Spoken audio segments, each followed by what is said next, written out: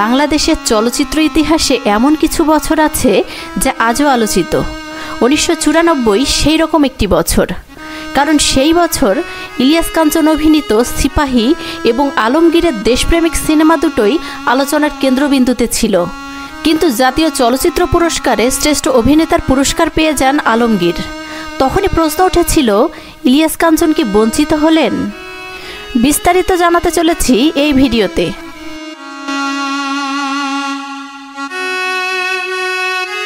প্রখ্যাত পরিচালক কাজী হায়াতের রাজনৈতিক দেশপ্রেমমূলক গল্পে ইলিয়াস কাঞ্চনের শক্তিশালী অভিনয় ছিল একজন কর্তব্যপরায়ণ পুলিশ অফিসারের চরিত্রে। চরিত্রটি যেমন আবেগপ্রবণ তেমনি দেশপ্রেমে পরিপূর্ণ।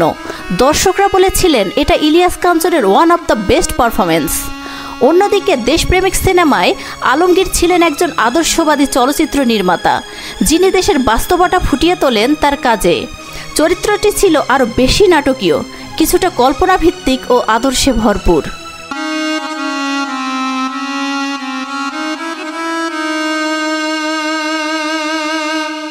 1994 সালে জাতীয় পত্রিকাগুলোয় সিপাহী নিয়ে ইতিবাচক আলোচনা উঠে আসে।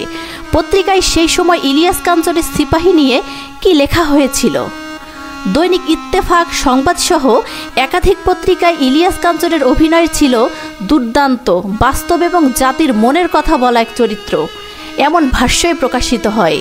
অনেক সমালোচক লেখেন, ইলিয়াস কাঞ্চন জাতীয় চলচ্চিত্র পুরস্কারের যোগ্য, যদি শুধু অভিনয়ের বিচারে হয়।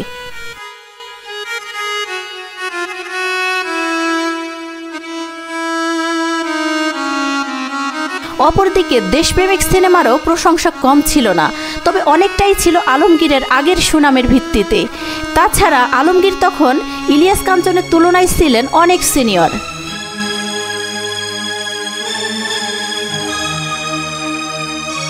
সেই বছরের জুরি বোর্ড নিয়ে পরোক্ষ অভিযোগ শোনা গিয়েছে যে নিরপেক্ষতা কোথাও যেন অনেক গভীর ছিল। এমনও গুঞ্জন ছিল যে তিনি সরকারি পর্যায়ে প্রভাবশালী মহলে ভালো সম্পর্ক বজায় রাখতেন, যা হয়তো কোনো না কোনোভাবে প্রভাব ফেলতে পারে জাতীয় চলচ্চিত্র পুরস্কার নির্ধারণে, তবে এটা কোনোদিনই প্রমাণিত হয়নি।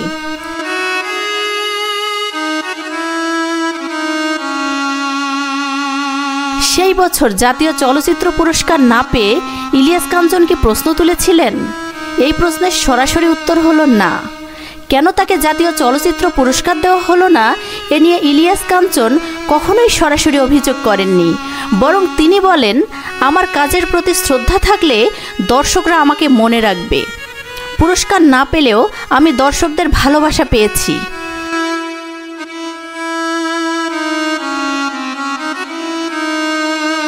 সিপাহী ছবি মুক্তির বেশ আগেই সড়ক দুর্ঘটনায় মারা যান ইলিয়াস কাঞ্চনের স্ত্রী জাহানারা কাঞ্চন।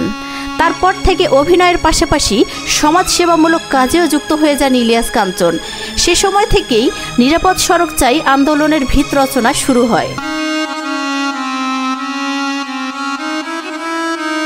জীবনে অসংখ্যবার জাতীয় চলচ্চিত্র পুরস্কার অর্জন করেছেন আলমগীর।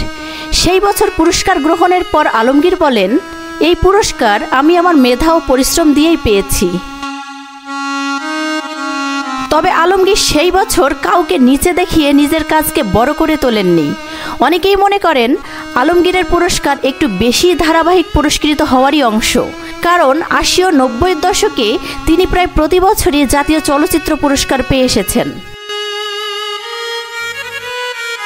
সেই সময়ের বাস্তবতা বলছে, ইলিয়াস কাঞ্চন ছিলেন কম রাজনৈতিক, বেশি অভিনেতা, অর্থাৎ নিজের অভিনয়ের প্রতি অনেক বেশি ফোকাসড ছিলেন ইলিয়াস কাঞ্চন। পক্ষান্তরে আলমগীর চলচ্চিত্র পাড়ায় প্রভাবশালী লোকজনদের সাথে অনেক বেশি সংযুক্ত ছিলেন এবং ছিলেন শক্তিশালী অভিনেতা। সবার কাছে তার গ্রহণযোগ্যতাও ছিল বেশি। কেন সিপাহীর ইলিয়াস কাঞ্চন পুরস্কার না পেয়ে দেশপ্রেমিকের আলমগীর পেলেন? সিপাহী সিনেমার প্রভাব ছিল গভীর, কিন্তু হয়তো চটকদার ছিল না। দেশপ্রেমিকের গল্প বেশি নাটকীয় হলেও আলমগীরের পারফরমেন্স বেশ ড্রামাটিক ছিল, যা কিছু জুরিদের বেশি প্রভাবিত করেছিল। আর এ কারণেই হয়তো ইলিয়াস কাঞ্চনকে টপকে সেরা অভিনেতার পুরস্কার চলে গিয়েছিল আলমগীরের ঘরে। আজও যদি সিপাহী ও দেশপ্রেমিক সিনেমা পাশাপাশি চালানো হয়, দর্শকদের অনেকেই বলবেন ইলিয়াস কাঞ্চন ছিলেন সেরা অভিনেতা, কিন্তু পুরস্কার পেয়েছিলেন আলমগীর। এটি একটি বিতর্কিত অধ্যায় যা আজও অনেকে ভুলে যেতে পারেন না। আপনার চোখে সিপাহীর ইলিয়াস কাঞ্চন নাকি দেশপ্রেমিকের আলমগীর, কে ছিলেন সেরা অভিনেতা? জানিয়ে দিন কমেন্ট করে।